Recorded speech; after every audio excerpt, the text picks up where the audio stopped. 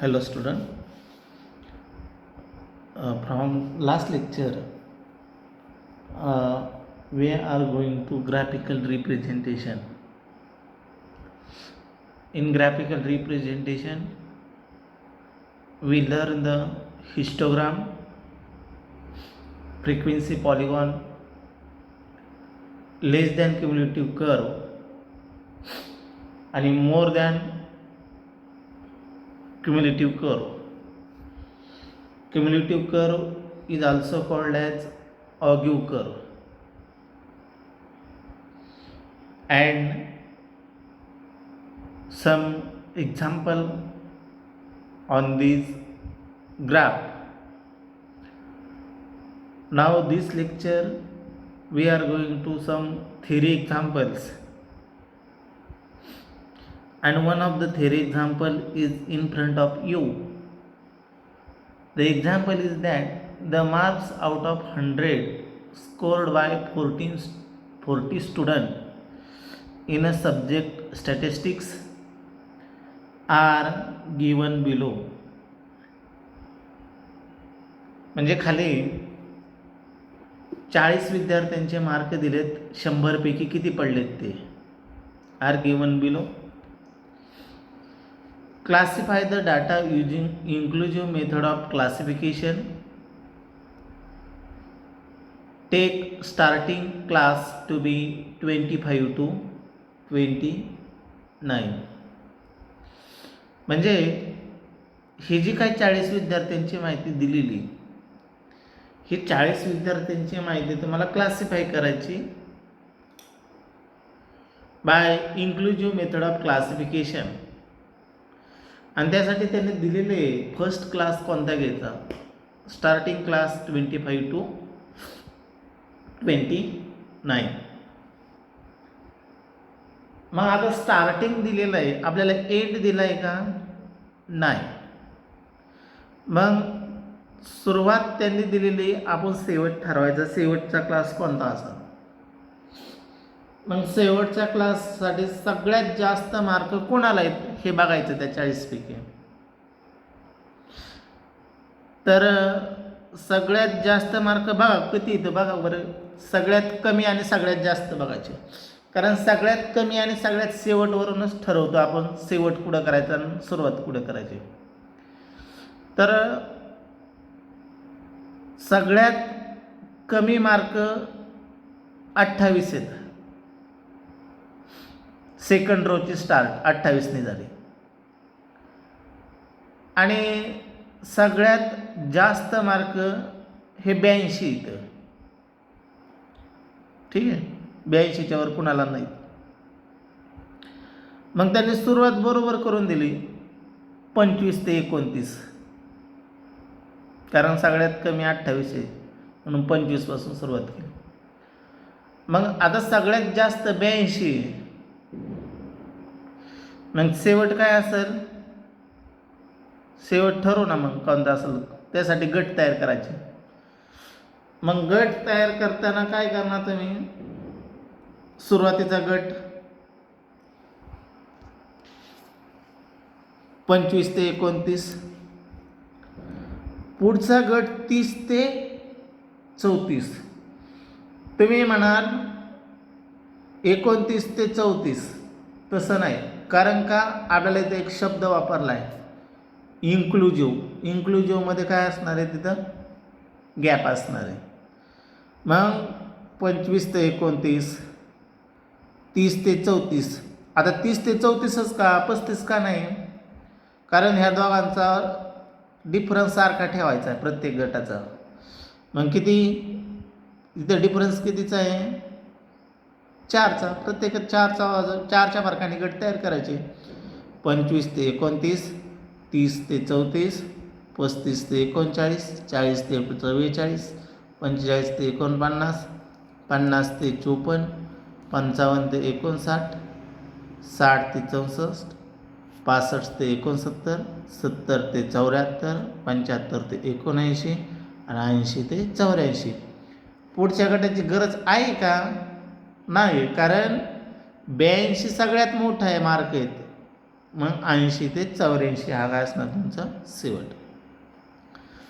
पुढं काय केलं आहे, हे क्लास तयार केल्यानंतर पुढं टॅली मार्क आणि फ्रिक्वेन्सी ताळ्याच्या खुणा.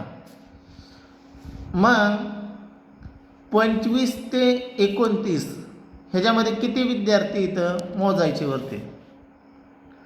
25 ते 29 मध्ये मला वाटतं एकच विद्यार्थी की जो 28 मार्कवाला आहे. बरोबर, तुम्ही ऑब्झर्व करा एखादा.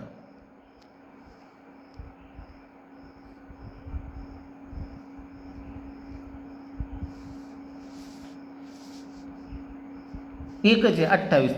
मग इथं टॅली मार्क 1 करायची आणि त्याची फ्रिक्वेन्सी 1. पुढचा गट आहे 30 ते 34. 30 ते 34 मध्ये इथं काहीच नाही लिहिलं, म्हणजे शक्यतो एक पण नसणार आहे. तरी माझ्याकडून काही चुकीचं झालं असेल तर बघा. 30 ते 34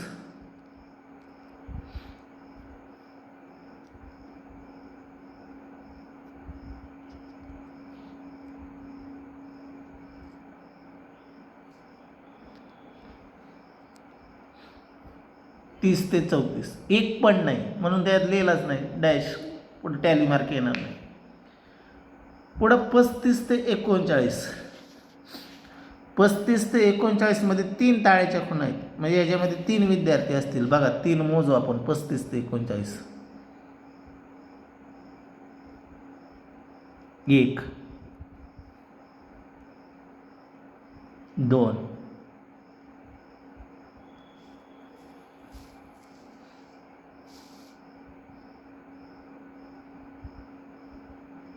1 2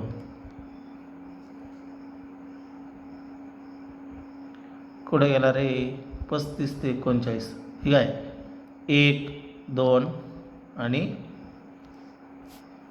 3. 1 2 आणि 3. 3 विद्यार्थी इथं, म्हणून 3 ताळ्याच्या खुणा आणि त्या पुढं 3. असं प्रत्येक गटाचं करायचं, मोजायचे आणि त्या ताळ्याच्या खुणा त्या गटागटामध्ये लिहायच्या आणि त्या पुढं फ्रिक्वेन्सी लिहायची. मग हे आपण जे काय केलेलं आहे हे ताळ्याच्या खुणा बरोबर आहेत का. कारण टोटल फ्रिक्वेन्सी किती आहे 40 विद्यार्थी, म्हणजे ह्यांचा टोटल 40 यायला पाहिजे. 40 येतोय बघा, मी टोटल करून पाहिली 40. अशा पद्धतीने एक्झाम्पल तुम्हाला क्लासिफाय करायला विचारतात. मग काही वेळेस तुम्हाला स्टार्टिंग क्लास पण देणार नाहीत. इथं जसं स्टार्टिंग क्लास दिले नाही ना 25 ते 29, काही एक्झाम्पलमध्ये देणार सुद्धा नाहीत. आपल्याला ठरवायचं आहे. कसा ठरवणार. कमी विद्यार्थी, कमी मार्क कुणाला आहे ते बघणार आणि त्याच्यावरून सुरुवात कुठून करायची आणि शेवट कुठं करायचा. शेवट कुठं जास्त मार्क किती जणांना आहे किती ते बघायचं. अशा पद्धतीने क्लासिफिकेशनचं एक्झाम्पल तुम्हाला परीक्षेला येतं. तर मी एक एक्झाम्पल तुम्हाला एक्झरसाइजला देणार आहे आज लेक्चर संपल्यानंतर शेवट. नेक्स्ट एक्झाम्पल मी IMPचं एक्झाम्पल घेतो. उगं पापड पसारा वगैरे काही घेत नाही तसला आता.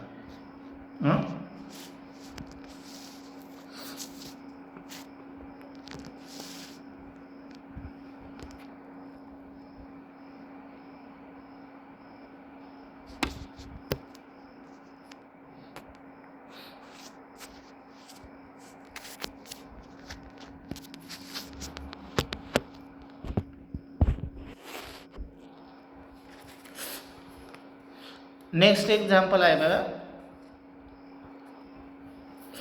The following frequency distribution of 35 shop, sorry 35 नाही 95 shop according to daily shops in a supermarket on a particular day.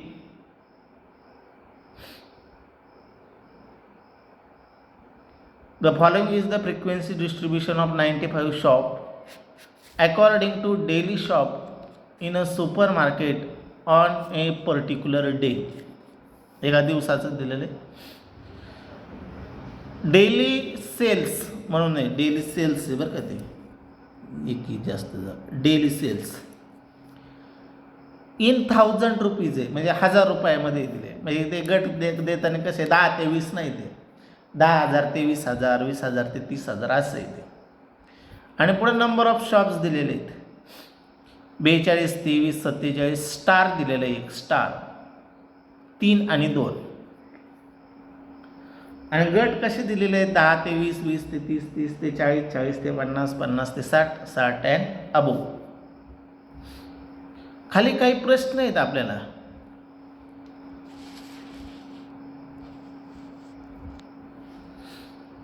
काय प्रश्न आहेत? Find the missing frequency. म्हणजे हे स्टारच्या जागेवर काय असायला पाहिजे? From the less than type cumulative frequency distribution. नंतर पुढे आहे is classification is exclusive. How many shops have sales less than or equal to ₹50,000. Obtain the more than cumulative frequency. How many shops have sales more than ₹40,000. आणि शेवटचा आहे, शेवटचा नाही, शेवटचा 2 आहेत. Is there is any open at class question mark. If yes state those. आणि last question आहे obtain the width of class and class mark of the classes for which it possible. For which it possible. तर अशा पद्धतीचा हा तुम्हाला इथं प्रश्न आहे. आणि त्याखाली टोटल बघा 8 प्रश्न आहेत. प्रश्न जरी 8 असतील तरी ते एकदम छोटे छोटे उत्तर आहेत ते. मग आता आपण काय करू? सुरुवातीला मिसिंग फ्रिक्वेन्सी फाइंड करू. मिसिंग फ्रिक्वेन्सी कशी फाइंड करणार? कारण हे टोटल 95 आहेत, बरोबर. मग 95 जर टोटल असेल तर स्टारच्या जागेवर कोणता अंक पाहिजे? मग पहिल्याचं उत्तर फाइंड करू. Total frequency is 95. Therefore total number of shop is equal to 95. सगळ्यांची बेरीज 95 यायला पाहिजे. म्हणजे 12 अधिक 23 अधिक 47 अधिक स्टार अधिक 3 अधिक 2 बरोबर 45. सगळ्यांची बेरीज केली इकडं तर 87 येते. 87 अधिक स्टार बरोबर 95. मग 87 तिकडं वजा करायचा, इकडं अधिक असेल तर तिकडं वजा. मग स्टार इज इक्वल टू किती येईल? 95 वजा 87 म्हणजे स्टार इज इक्वल टू 18. म्हणजे मिक्सिंग फ्रिक्वेन्सी किती आहे? तर मिक्सिंग फ्रिक्वेन्सी तुमची 8 आहे. ठीक आहे. आता राहिलेले प्रश्न, राहिलेल्या प्रश्नांचं फर्स्ट. आता आपण काय करू? इथं आपण डायरेक्ट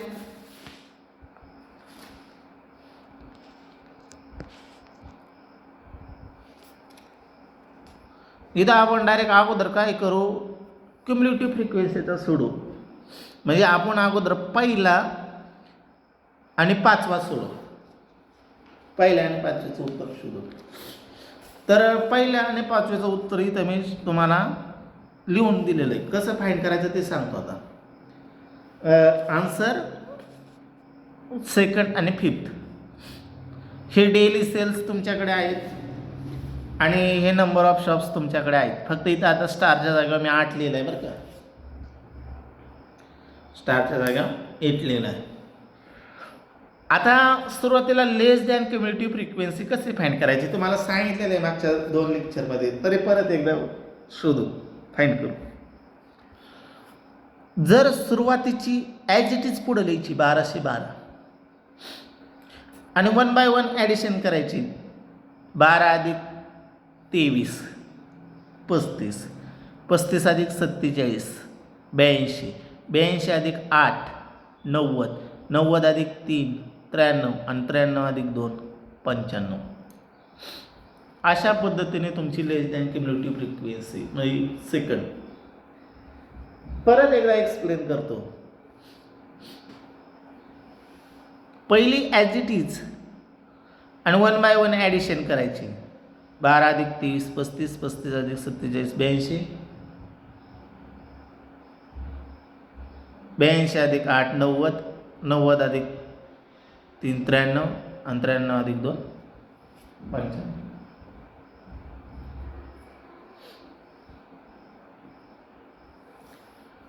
नेक्स्ट मोर दॅनकडे जायचं. मोर दॅनमध्ये काय करायची, टोटल लिहायची. इथं टोटल किती आहे, 95.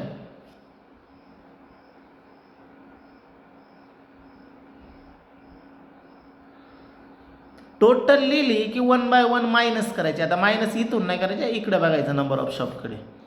95 वजा 12 83, 83 वजा 23 60, 60 वजा 47 13, 13 वजा 8 5 आणि 5 वजा 3 2.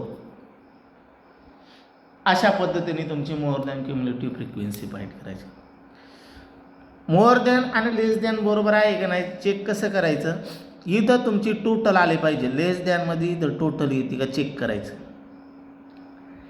आणि मोर दॅनमध्ये हा 2 आणि इथालचा आकडा सेम येतो का चेक करायचं. हा स्टार आणि हा सेम येतो का चेक करायचं, तरच आपलं उत्तर बरोबर. Otherwise we are wrong. ठीक आहे. हे अशा पद्धतीने तुमचं लेस दॅन आणि मोर दॅन म्हणजे सेकंड आणि फिफ्थ आकडा झाला. पुढचा question, is classification is exclusive. आता मला सांगा, हे तुमचं क्लासिफिकेशन केलेलं आहे. ह्या क्लासिफिकेशनमध्ये तुम्हाला 2 गटामध्ये गॅप दिसतो का इथं, नाही. कसं आहे, डायरेक्ट 10 ते 20 20 ते 30 असं आहे ना. जर गॅप असता तर ते कसे असते, inclusive.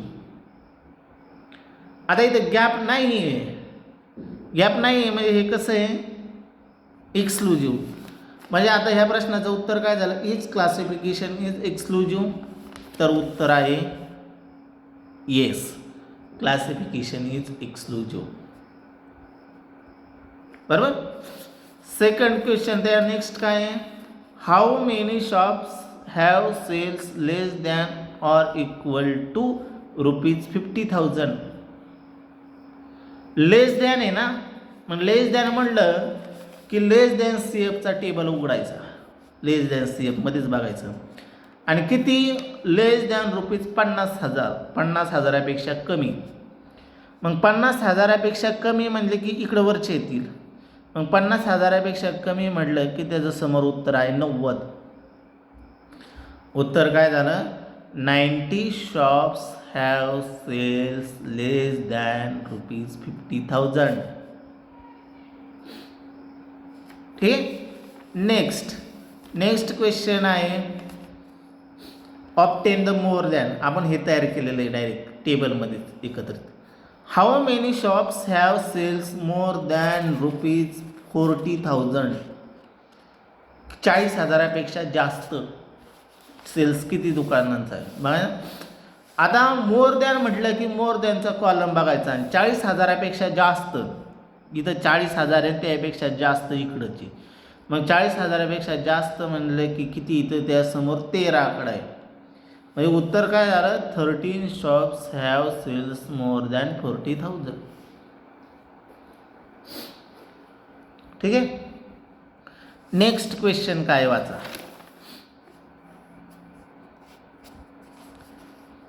Is there is any open end class if yes state this. Open end class कोणता असतो बघा, आपण डेफिनेशन पाहिली ओपन एंड क्लासची. ज्या क्लासमध्ये बिलो आणि अबव शब्द असतो त्याला आपण ओपन एंड क्लास म्हणतो. आता ह्या टेबलमध्ये एक असा क्लास आहे, बिलोचा नाही, इथं अबवचा शब्द आहे बघा, 60 अँड अबव. म्हणजे ह्याला एंड माहिती नाही कुठे, 60 आणि त्यापेक्षा जास्त. मग जास्त कुठपर्यंत असेल, 1000, 10 लाख, 2 लाख, 2 कोटी, कितीपर्यंत असू शकतं. म्हणजे इथं एक ओपन एंड क्लास आहे. जर बिलो असता इथं एखादा बिलो 10 तर 2 झाले असते. मग इथं ओपन एंड क्लास आहे आणि तो कोणता आहे 60 अँड अबव. मग ह्याचं उत्तर काय झालं? Yes, 60 and above is the open end class. 60 and above is the open end class.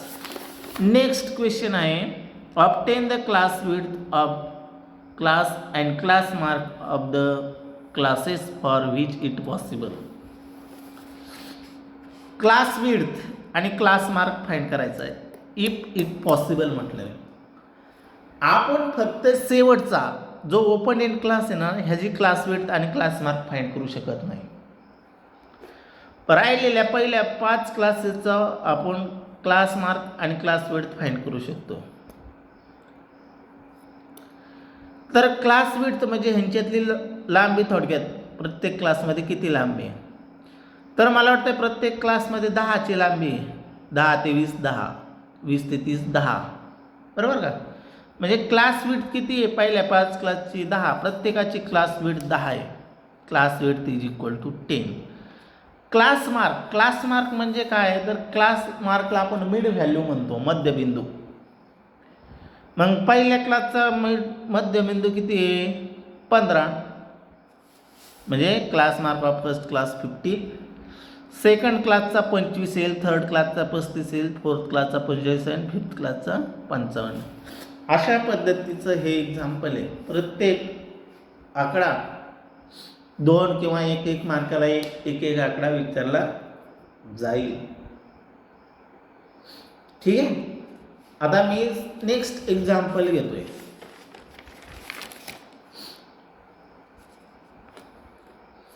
Next example is that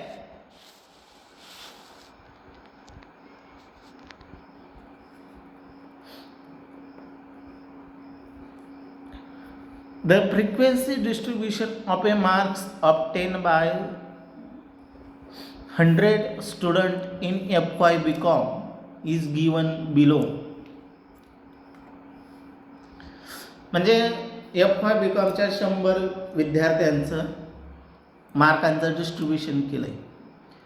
मार्कांचं distribution करताना 0 ते 9, 10 ते 19, 20 ते 29, 30 ते 39, 40 ते 49 असं डिस्ट्रीब्युशन केलं आहे. आणि त्या गटामध्ये किती विद्यार्थी ते दिलेले आहे तिथं 10, 24, 30, 20, 16. Answer the following questions. State the type of classification, म्हणजे इन्क्लुजिव्ह आहे का एक्सक्लुजिव्ह आहे सांगायचं. Find the class mark of third class. Class mark म्हणजे मध्यबिंदू, थर्ड क्लासचा मध्यबिंदू. Find the class boundary of fifth class. Class boundary आपण पाहू. Find the class width. Class width म्हणजे त्याची रुंदी, लांबी. Class width of the second class. सगळ्यांची नाही विचारले बरं का, पर्टिक्युलर विचारले एकाची, सेकंड क्लासची. आणि find the number of student getting less than 30 marks. मग लेस दॅन 30 मार्क्ससाठी आपल्याला काय करणार आहे, तिथं लेस दॅन क्युम्युलेटिव्ह फ्रिक्वेन्सी तयार करावं लागणार आहे. आता इथं मोर दॅनचं नाही, म्हणजे मोर दॅन क्युम्युलेटिव्ह फ्रिक्वेन्सी तयार करायची गरज नाही. मग आपण काय करू, अगोदर लेस दॅन क्युम्युलेटिव्ह फ्रिक्वेन्सी टेबल तयार करू. त्याचा